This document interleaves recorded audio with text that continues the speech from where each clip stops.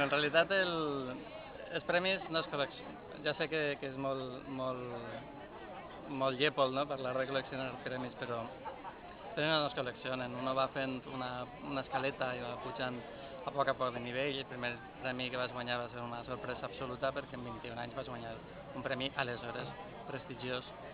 I després he anat guanyant coses tan precioses com el Samaruc, que és un premi genial. I després l'últim que vaig guanyar en realitat és el Pasqual Tirado, el Josep Pasqual i Tirado, un llibre de contes també per adults. I presentar-se a premis bàsicament t'assegura la difusió de l'obra, una difusió extra de l'obra, la publicació i un poc de promoció. I jo ho faig bàsicament per això, no és que no m'interessen els diners, evidentment.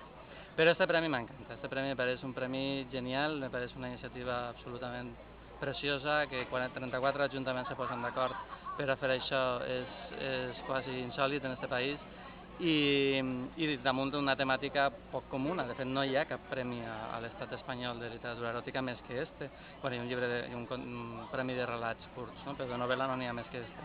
Entonces, la veritat és que és absolutament genial guanyar-lo i la possibilitat de publicar una novel·la eròtica, que tampoc és gens fàcil, i per la categoria i les característiques del premi, no?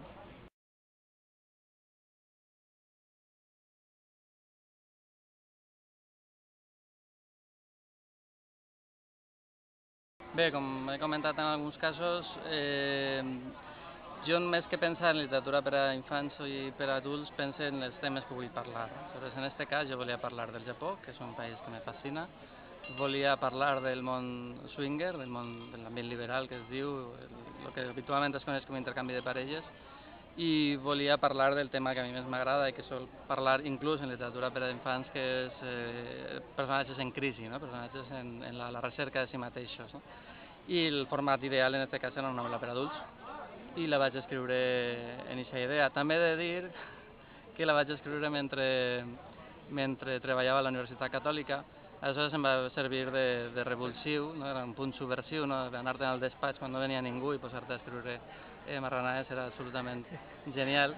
I bueno, és un poc un tot, no? I va néixer així, després ha sofert una sèrie de canvis, retocs, revisions molt intenses. A mi m'agrada molt treballar sobre els textos i és més res que per això, vull dir, no pense passar-me exclusivament de literatura per a adults. Acabo de treure un llibre per a infants, estic la mar de content, i tinc molts al calaix i els trauré també quan puga.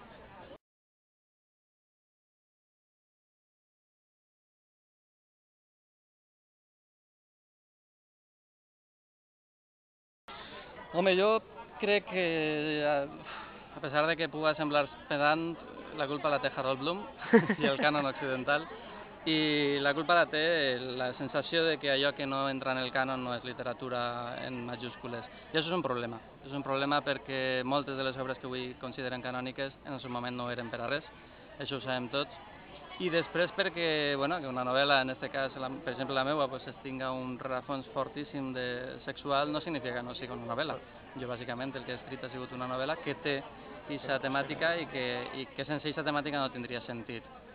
Per a que una novel·la eròtica siga sancionada per la crítica han de passar anys, han de passar crítiques, han de passar... I bueno, en altres obres menys exigents des d'aquest punt de vista no sol passar. I després hi ha un punt moralista.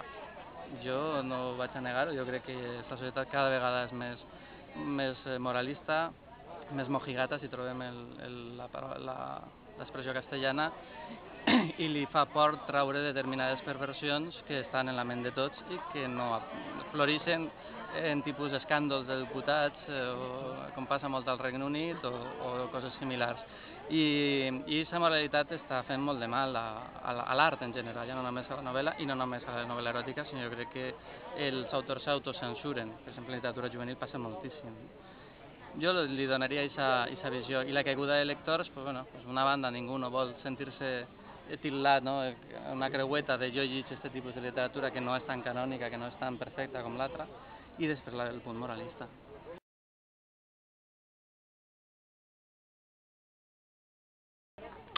Home, em cridaren per telèfon, després de buscar-me 2 dies sense trobar-me, perquè jo soc molt desastre en el mòbil, i bueno, la veritat és que va ser una alegria immensa. No vaig a dir que no m'ho esperava, perquè tot el cent m'ho esperava, Però enguany, doncs, mira, havia decidit no presentar-me més i al final ha guanyat. S'ha fet justícia, en certa manera. Bueno, és que és molt difícil, donar un premi és molt difícil. Jo he sigut jurat moltes vegades i no guanya sempre la millor obra, ni guanya sempre, moltes vegades guanya l'obra que té un consens general, en fi, és complicat. Vull dir que no crec que hi hagi res més estrany que senzillament hagi sigut així.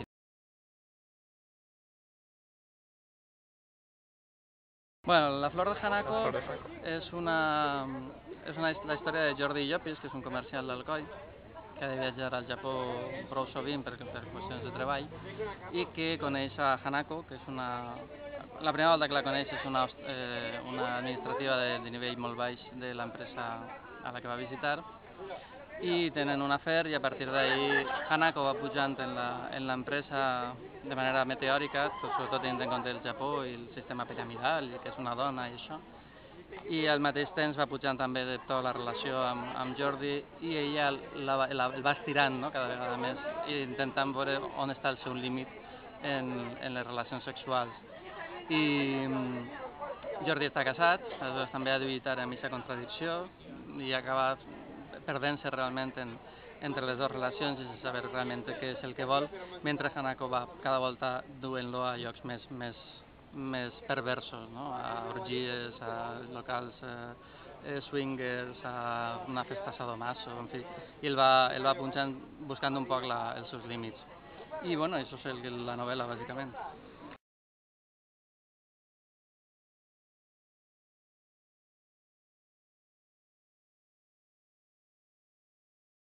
Home, el Consell, en fi, el fet d'haver guanyat un premi no significa que no ha guanyat molts altres, no? Aleshores és insistir, jo crec que insistir no només presentant-se molt a premis o editorials, sinó revisant els textos, sentint la veu no dels amics, que no donen les millors crítiques, sinó de la gent que fa crítiques, a voltes fins i tot destructives, de tot treure un profit, reescriure les voltes que faci falta, revisar les voltes que faci falta, i ja està. La literatura és un art i en aquest sentit, com qualsevol artesà que va buscant la perfecció en el disseny del que fa, l'escriptor també no se pot acontentar en qualsevol cosa.